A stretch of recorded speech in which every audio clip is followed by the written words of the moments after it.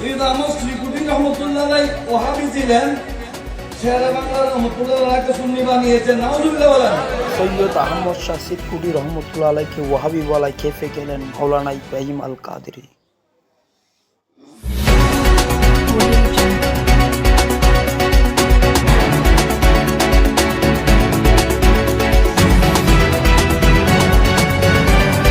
আমার পীরকে আমি বড় বলতে পারি, আপনার পীরকে আক্রমণ করা এটা অনৈতিক কাজ, ঠিক কি না? আরেকজনের পীরকে আমি আক্রমণ করবো কেন? যেই লোকটি বলতেছে সৈয়দ আহমদ শ্রীকুটি রহমতুল্লাহ আলাই ওহাবি ছিলেন, শেরে বাংলা রহমতুল্লাহ আলাইকে সুন্নি বানিয়েছেন। নাউজুবিল্লাহ বলেন। তার জন্ম হয়েছে, কাপড় পরে নাই, জন্ম হয় নাই।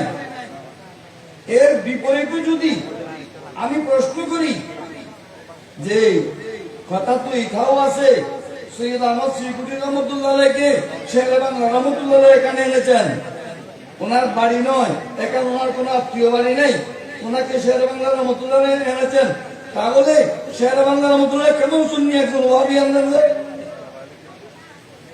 এই প্রশ্ন আসতে পারে কিনা? আপনি শেরে বাংলাকে বড় করলেন না খাটো করলেন? পিছন দরজা খোলা নাই, পিছন দিকে পালাবার পথ নাই।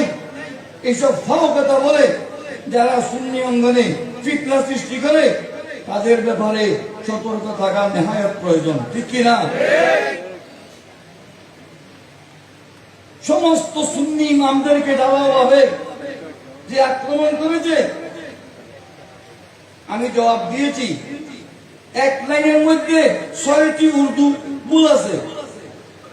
এইসব ফাও কথা বলে সুন্নি অঙ্গনে যারা ফিতনা সৃষ্টি করে, তাদের ব্যাপারে সুন্নি মুসলমান, বিশেষ করে যারা পীর বুজুর্গের দরবারে দায়িত্বশীল আছেন, তারা সতর্ক থাকা প্রয়োজন, ঠিক কিনা? আল্লাহ পাক সুবহানাহু ওয়া তাআলা প্রত্যেককে বুঝার তৌফিক দান করুন। আমিন। আসসালামু আলাইকুম ওয়া রাহমাতুল্লাহ।